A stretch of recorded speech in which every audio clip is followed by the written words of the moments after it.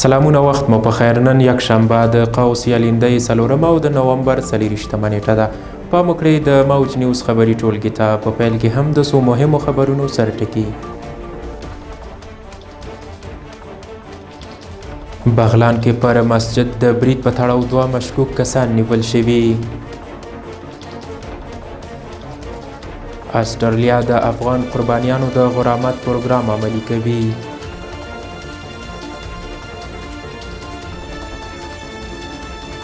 له افغان خاورې به د هیڅ چا پر وړاندې استفاده نه کیږي. او کورمه کې د فرقه‌يي شخړو له امله 6 کسان وژل شوي او لسګونه نور ټپیان دي.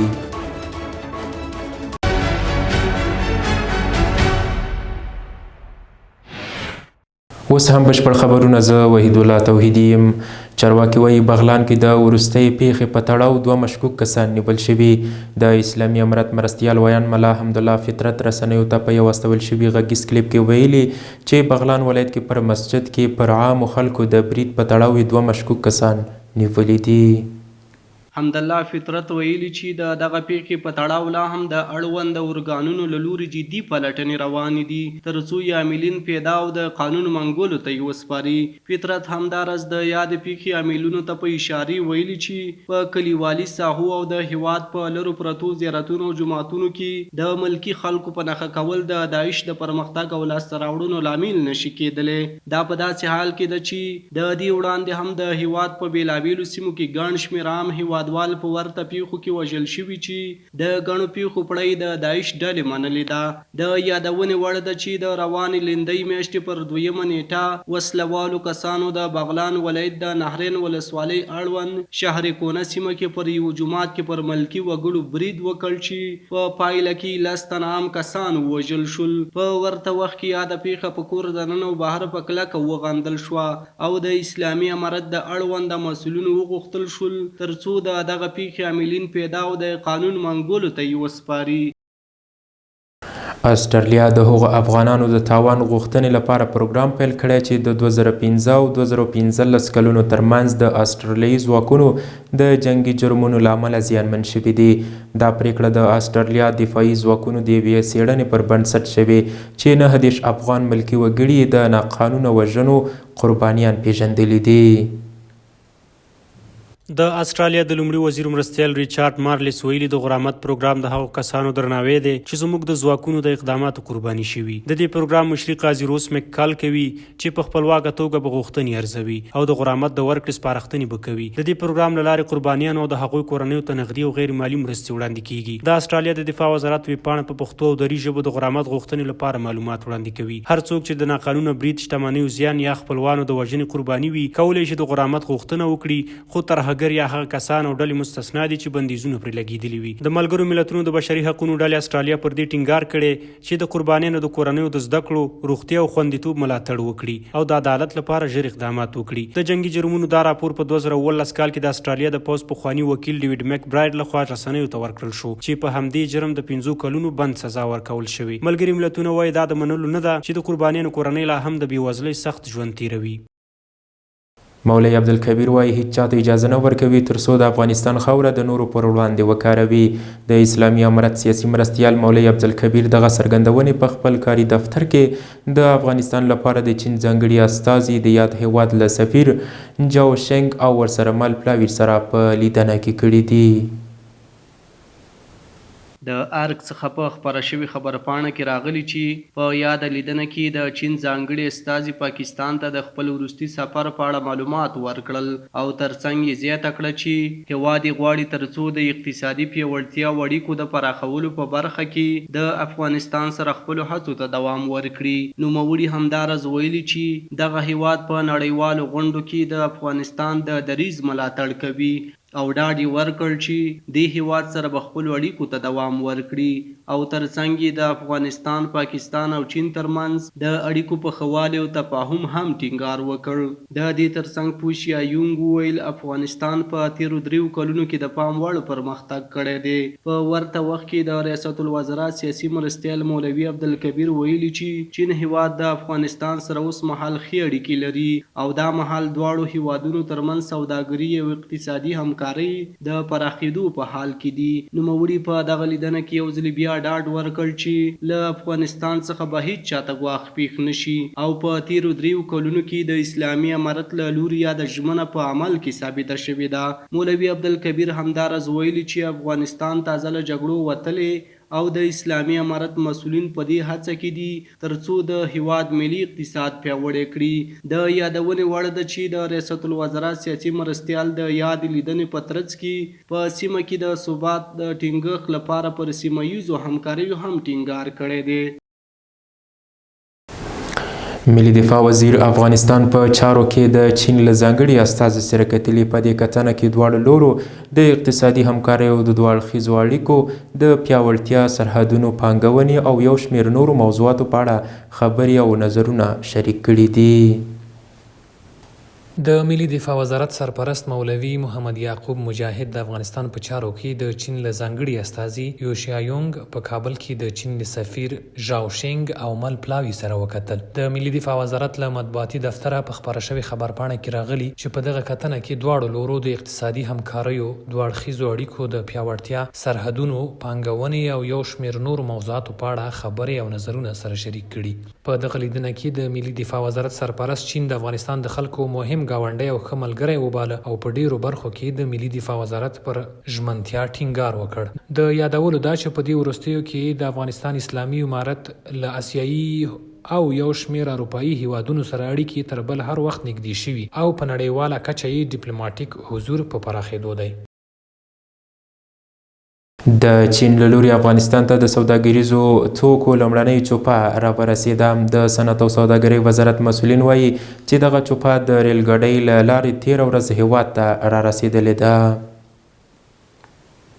د مسؤلینو په خبره دغه جوپه قزاقستان او ازبکستان هیواد ته د صنعت او سوداګرۍ وزارت د سرپرست د پرلپسې سفرونو او هڅو په پایله کې افغانستان ته رارسېدلې ده. په یاده جوپه کې په ټولیز ډول 55 کانټینرونه شامل دي چې د چین څخه رابر شوي او د قزاقستان او ازبکستان هیوادونو لارې تېره ورځ شنبه د لیندۍ په 3 نیټه مزار شریف ښار ته راورسېده. په همدې موخه په جوړو مراسمو کې د صنعت او سوداګرۍ وزارت سرپرست نورالدین عزیزي او ورسره مل پلاوي او ترڅنګ د بلخ مرستیال والی، د یاد ولایت تجارت او پانګونې خونې رئیس او یو شمېر نورو چارواکو ګډون کړی و.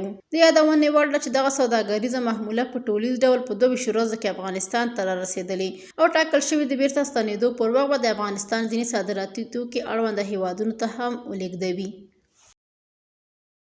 مالیې وزارت وایي د تېرې اونۍ په ترڅ کې 60 بې کیفیته تیلو بار ټانکرونه بیرته ګرځول شوي.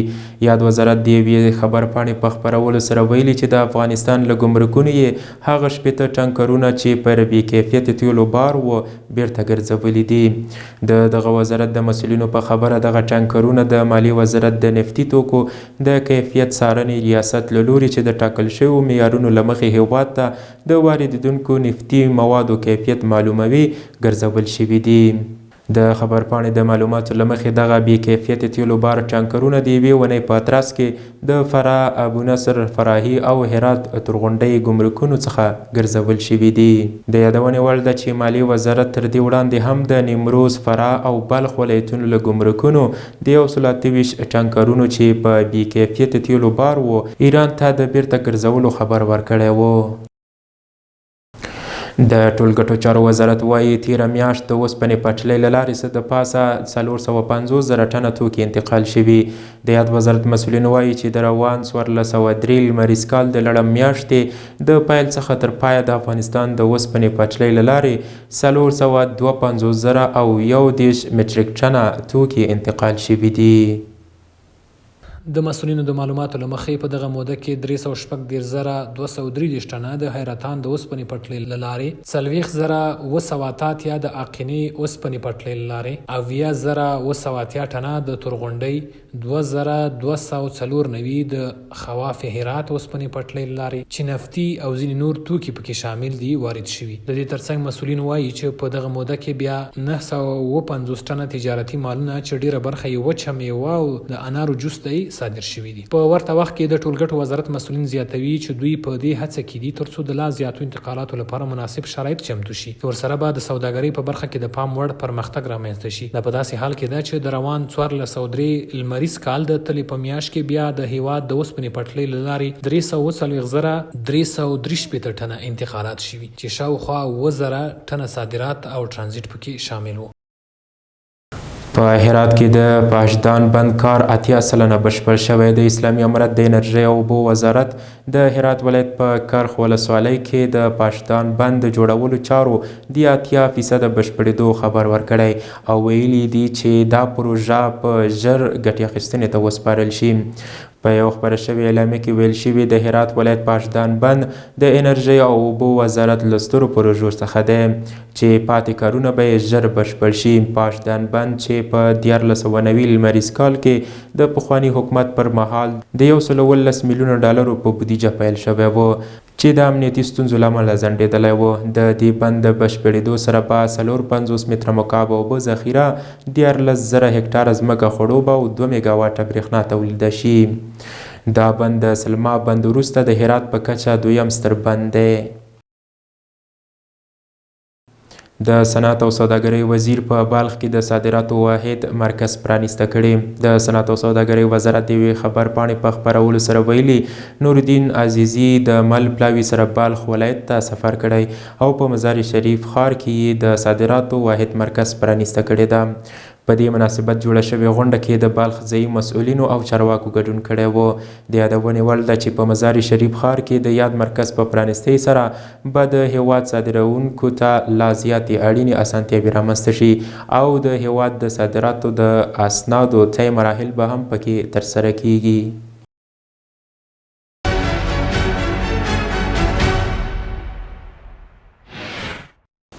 بیا هم ښه راغلاست. اوس هم پام وکړئ یو څو بهرنیو خبرونو ته. په خیبر پښتونخوا کې د کورمې په سیمه کې د شیعه او سني وګړو ترمنځ د وروستیو فرقه‌یي شخړو په ترڅ کې د وژل شوو کسانو شمیر 80 ته رسېدلی او لسګونه نور ټپیان شوي دي. چارواکي وایي یوازې تېره شپه 32 کسان وژل شوي دي او ګڼ شمیر خلک خوندي سیمو ته کډه شوي. د تاوتریخوالي وروستۍ پیښه د پنجشنبې په ورځ د بګن په سیمه کې پر موټریز کاروان برید و چې 44 کسان یې ووژل او 19 نور یې ټپیان کړل. د خیبر پښتونخوا حکومت د سولې د راوستو لپاره د جرګې له لارې هڅې کوي. د ایالتي حکومت ویان محمد علي سیف ویلي چې حکومتي پلاوي له دواړو خواو سره خبرې کړي دي. کورمه د خیبر پښتونخوا یو قبایلي سیمه ده چې له کلونو راهیسې د مذهبي شخړو شاهده پاتې شوې ده. دا سیمه د شیعه او سني ټولنو ګډ استوګنځی دی خو فرقه‌یي شخړې وخت په وخت د تاوتریخوالي لامل شوي دي. وروستۍ پیښې چې په ځانګړي ډول د امنیتي ځواکونو د شتون سربیره شوي دي د تاوتریخوالي کچه په بېساري ډول لوړه ښیي. او په عمان کې د اسرائیلو سفارت ته نږدې ډزو کې یو کس وژل شوی او 3 پولیس ټپیان شوي دي. د اردن پلازمینه عمان کې د اسرائیلو سفارت ته نږدې ډزې شوي دي. دولتي رسنیو او امنیتي سرچینو ویلي چې په دې پیښه کې یو وسلوال کس وژل شوی او 3 پولیس ټپیان شوي دي. د اردن خبري اژانس پیترا ویلي وسلوال لومړی د پولیسو پر ګزمه ډزې وکړې چې وروسته پولیسو هغه په ځوابي ډزو وژلو. د پیښې له امله سیمه کلابنده شوې ده. یاد ځای وخت ناوخته د اسرائیلو ضد مظاهرو شاهد وي.